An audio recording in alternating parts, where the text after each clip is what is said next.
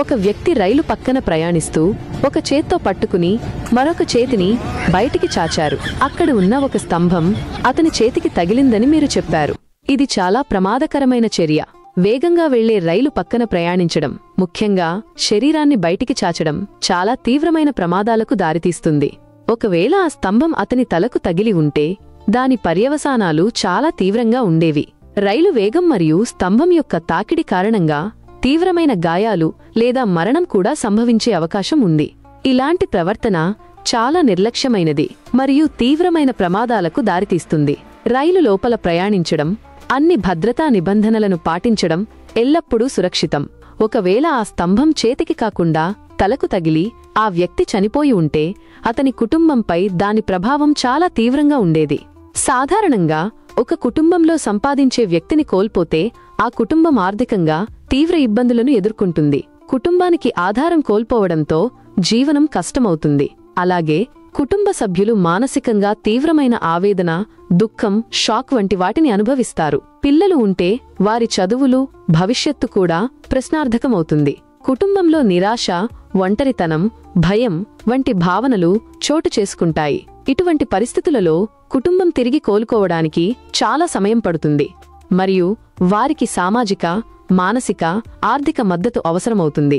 ఒకవేళ ఆ వ్యక్తి మరణించి ఉంటే అతని భార్య పిల్లలను పెంచడంలో ఎన్నో సవాళ్లను ఎదుర్కోవలసి వస్తుంది. ఆకలితో అలమటించే పిల్లలను చూసి తల్లిగా ఆమె తీవ్ర మనోవేదనకు గురవుతుంది. ఇటువంటి పరిస్థితులలో సాధారణంగా ఎదురయ్యే కొన్ని సమస్యలు మరియు వాటికి ఉండే సంభావ్య పరిష్కారాలు ఈ సందర్భంలో వర్తించకపోయినా సాధారణంగా ఇలాంటి పరిస్థితులకు వర్తిస్తాయి కింద ఇవ్వబడ్డాయి. ఆర్థిక ఇబ్బందులు. కుటుంబానికి ఆధారం కోల్పోవడంతో ఆర్థికంగా తీవ్రమైన సంక్షోభం వస్తుంది. పిల్లల కనీస అవసరాలైన ఆహారం, బట్టలు, విద్యను తీర్చడం కష్టమవుతుంది. మానసిక ఒత్తిడి. తల్లిపై పిల్లలను పోషించాలనే బాధ్యత, భర్తను కోల్పోయిన దుఃఖం, భవిష్యత్తుపై భయం వంటివి తీవ్రమైన మానసిక ఒత్తిడిని కలిగిస్తాయి. సామాజిక మద్దతు లేకపోవడం. బంధువులు లేదా స్నేహితుల నుండి తగిన మద్దతు లభించకపోతే పరిస్థితి మరింత దిగజారుతుంది. పిల్లల భవిష్యత్తు.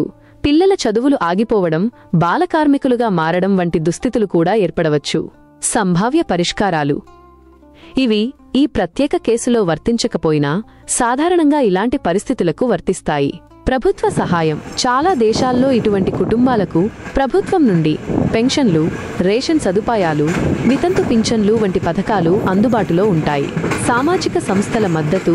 స్వచ్ఛంద సంస్థలు, దాతృత్వ సంస్థలు ఇటువంటి కుటుంబాలకు ఆర్థిక, విద్యా సంబంధిత సహాయాన్ని అందించవచ్చు. కుటుంబ సభ్యుల మద్దతు. దగ్గరి బంధువులు, కుటుంబ సభ్యులు కలిసివచ్చి ఆదుకోవడం వల్ల కొంతవరకు ఉపశమనం లభిస్తుంది. ఉపాధి అవకాశాలు. తల్లికి ఏదైనా ఉపాధి కల్పించడం ద్వారా ఆర్థికంగా కొంత నిలదొక్కుకోవచ్చు.